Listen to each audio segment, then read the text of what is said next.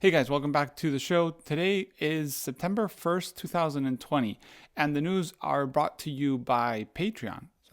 For those of you who are Patreons, are making this news happen every week. So thanks for those people. If you want to become a Patreon and support this show, this YouTube channel, you can go to patreon.com/nicosphotographyshow and choose one of the perks, and you help this channel and help the news. So let me help you with my news show, basically.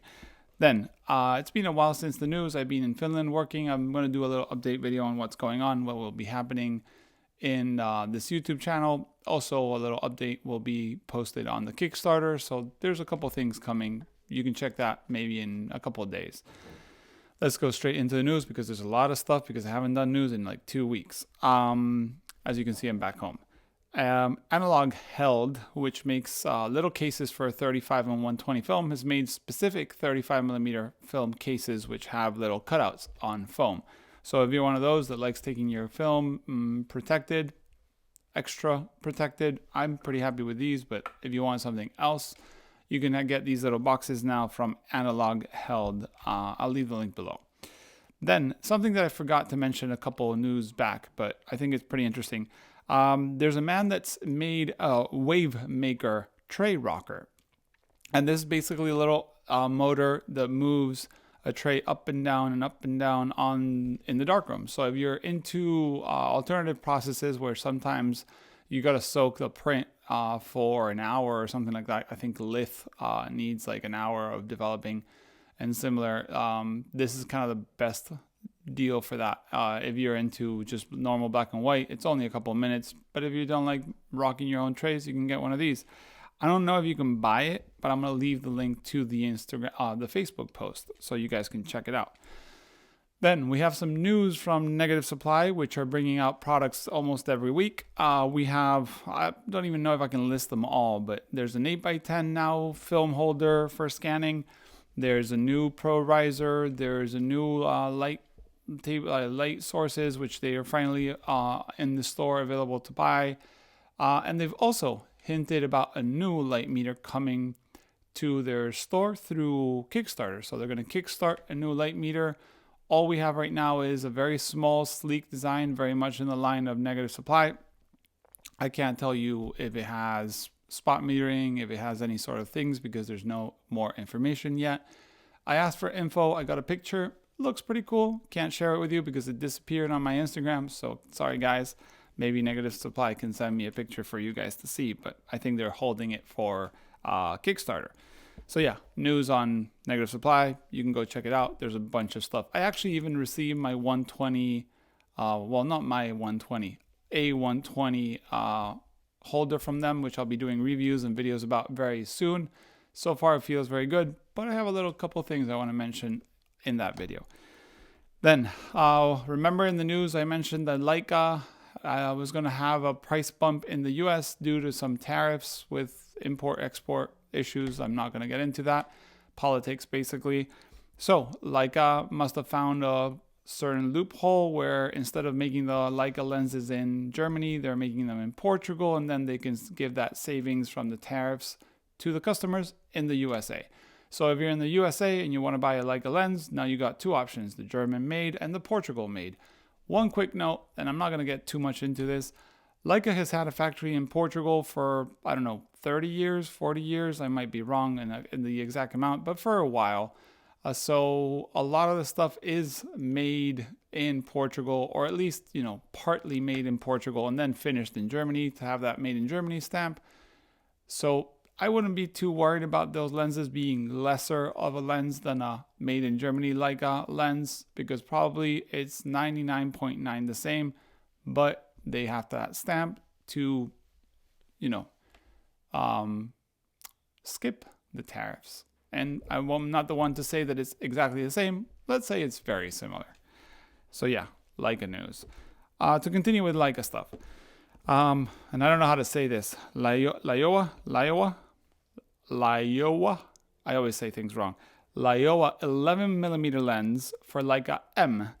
This is a super wide angle lens, which actually has a screw mount, screw filter, filter thread for filters, which is amazing at 11 millimeters. You would think they wouldn't have. Most super wide angle lenses don't usually have screws for, filters. And this is an 11 millimeter f4.5, and it's rangefinder coupled. So you can actually use the rangefinder to focus. So you can use it on a film Leica, no problem, even though it's 11 millimeters. So hyperfocal should just do it all for you. But it's pretty cool to see. I would love to test one out. I don't think Lyowa would ever watch these news, but if they do, I would love to test it out. Must be a fun toy to shoot. Then we have Film Lab app, which, as I remember correctly, last news I did, I mentioned that it came out as a desktop app finally and a phone app, and it's a whole ecosystem, and there's a pricing, and there's a monthly fee, and there's a yearly fee. Well, a lot of people, including some of my Patreons, mentioned, we don't really like subscriptions.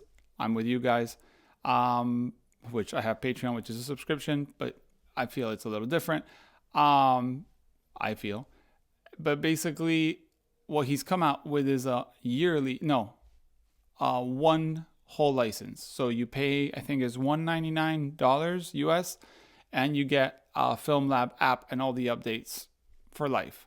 So if that's your thing and you want to buy it once, there was a discount, but that discount kind of expired like the day after like a week after he mentioned it. So I never got to put it on the news, but maybe there'll be some special deals at holidays or Black Fridays or things like that if you want to stop with that. Do remember the app is free. You can test it for 14 days, then you can buy it. Also a subscription model if you want to. There's unlimited conversions during those 14 days. So you could just digitize for a month and then get it for 14 days and do all the monthly stuff, if that's what you're saying. Then we have news from Steerman Press. They've made specific for large format developer. So it says here, SP Ultra large format developer optimized for large format film. If that's your thing, you can go check it out. I think it's all in powder, so you can mix it with, water, get your developer, and it's made for large format film. It actually even bumps the speed like I think half a stop. So that's what I read at least quickly on their website. I'll leave the link below if that's something that's interesting for you. Then we have another update from Midtone Machines. And this is probably one of the biggest updates I've seen.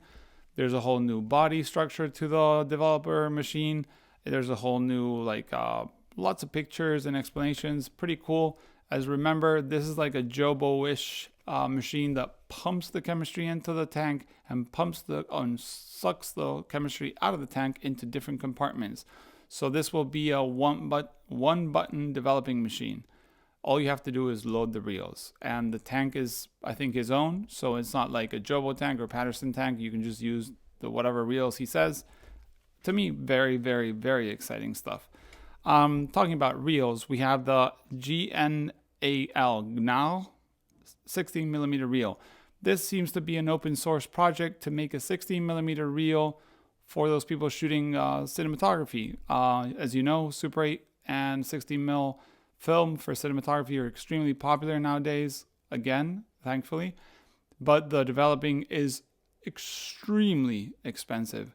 And you complain about normal film developing for still photography, go check out prices for Super 8 and 16 and then digitizing. So yeah, this is a reel. I haven't seen a tank yet, only a reel, but it looks promising and it looks pretty good. So if you're one of those that enjoys cinematography, go check it out. Maybe you can save some money. I think you do need a 3D printer. Then Simon, talking about 3D printers, Simon Foster has made a 35 millimeter slide adapter for the Pixelator, which I also received. That I did back on Kickstarter. So basically, the Pixelator comes with a bunch of little, Lego-y things that you make into different sizes for different film formats. Very fun and interesting. I actually fooled around with it yesterday. And Simon Foster made a 3D printed version for slides that are mounted. So if you have slides that are mounted, this will help you. I think you buy it from him, or I don't know if you can actually download it, print it yourself, but probably not very expensive to buy. Then a little cool, interesting, strange gadget that I found called the DAG. DAG is a repairman, if I'm not wrong, in the USA for Leica stuff. Frame Lightmeter frame light for M cameras. This makes no sense when I say it, but it's pretty cool when you see it. It's a little flashlight that goes on your M camera that kind of shines light on the front window where the rangefinder frame lines are. So, Leica have the viewing window, the rangefinder window, and there's another window that usually has like white stuff and it actually looks like blinds almost, like shutters, like house shutters, window shutters. It actually shines into that. So whatever the light you're in, you'll see your frame lines. Is that a problem for you? Then you need one of these. If it's not a problem for you, at least it's not for me, then you don't need it. Still kind of cool to have a little flashlight on top of your Leica. Seems a little bit, overkill for shooting, but some people might need it. Maybe for those long lenses, that small frame lines.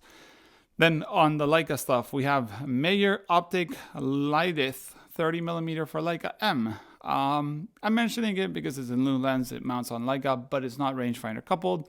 So it's meant mostly for digital Leicas. You got to use the live view for focusing or whatever they have inside the viewfinder, electronic viewfinder. I don't know. Never used the digital Leica. But yeah, 30mm. I think it's f3.5. If you're into new lenses, that's a new lens. Then something else that's pretty cool in 3D. This is a Digitaliza Flatbed adapter spacer / thingy. It's a 3D printed like right angle holder that holds your Digitaliza in the exact spot for Epson scanners. So as you know, some Epson scanners like the V500 only scan at a very specific space, like in the middle, and for film. So you need to put the film strip in the middle. Where there are normal holders, it's fine. But when you use the Digitaliza, you got to like maybe mark the glass or put a little gaffer somewhere. Well, this actually just holds it in the corner for you and you don't have to do anything else.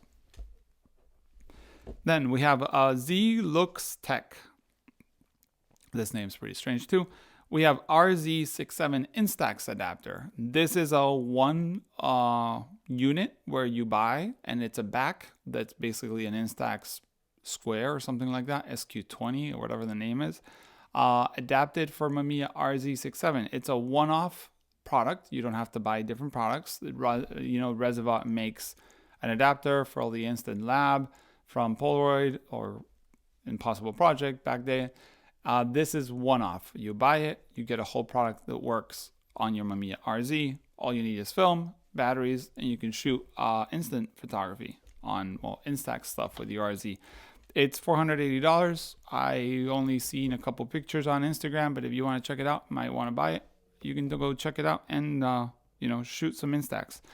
Then we have something pretty interesting and strange at the same time. This is a Chroma Camera E shutter for large format. That's what I wrote, at least. It's an electronically controlled, like super ND shutter version. So it's like imagine ND filter, but it's electronically controlled. So like you say yes and it goes black. You say like open and it goes white. So you put this in front of your barrel lens or whatever camera shutter system you want to use that doesn't have a shutter. Of course, that's why you're using this. And then you put it in front or behind or wherever you can fit it. And then with a button, you can kind of like shoot because it goes from dark to open and close. So you can actually shoot like a normal shutter. It's an electronic ND sort of thingy. It's really big. It's pretty cool. I don't really see myself using that, but that could be pretty cool for some lenses, large format, maybe even those pictorial lenses where you have a barrel lens that's a 600mm f4 and then you need a shutter. Instead of shooting collodion, which is great because it's like ISO -10, you can be shooting film with ISO 400, then you're gonna need a shutter that's a little faster. So this is a cool device. I don't know if it's available. I'll leave a link below, but pretty cool stuff, honestly. Then, one of the biggest news, I think, in the film industry as of now, not a lot of people probably know about it, but Kolenta, the machine manufacturer for lab equipment, is making a new developing machine today.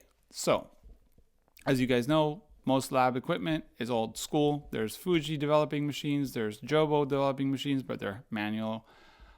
There's Noritsu V30 machines, which is like what every single lab I know pretty much uses. There's dip and dunk machines. Well, Kolenta is making in Austria a new machine that has a small footprint. It can develop, I think, if I'm not wrong, black and white and color negative in the same machine at the same time. Don't know how. And then if you wash the whole machine, supposedly, and clean everything, you can do E6 too. So it's like a small compact machine that can do all three processes for small labs that need something modern. Price-wise, I'm sorry guys, it's up into like those car price, so like 20K probably. I can't tell you exactly. I think I do have the price in the email that I got sent from someone giving me a hint. Thank you. But yeah, if you're a lab and you're desperate for some new machine, you're sick of the Noritsu V30 breaking, or you're thinking of starting a lab and you have some big pockets, this is the machine to get, I think. Pretty cool. Probably only going to be for roll film like 35 and 120, maybe some strange stuff like 110 or 126 or Advantix or something like that. But that's the news with that. What else do we have? Ooh, there's more, guys. Super long news. For those who stay to the end, thank you. We have a Minimalistic Lightmeter. This is a credit card light meter. It's an open source project on GitHub. I'll leave the link below, but it looks like a credit card size light meter. So super cool, honestly. I think this is like the coolest thing I've seen in a long time regarding light meters. Like you can put it in your wallet and just power it, or have it in, your pocket on your shirt when you go out. Emergency light meter. But super cool. So yeah, that's all the news for today, guys. Remember, this show is sponsored by you guys, Patreons supporting the news and the YouTube channel. So if you feel like you get something out of this and I save you some money and you go ahead and you buy $100 thing, you want to give a couple of dollars to Nico's Photography Show, go to patreon.com/Nico's Photography Show and support the channel. Another thing, if you have any information that you heard about the internet that you think Nico doesn't know about and you want it on the news, you can send me an email to the email below. Thanks for watching. Hope you guys had a great summer. I know it's not over, but to me it is. We're back to school, back to work, back to the news. Thanks for watching. See you in the next one. Bye.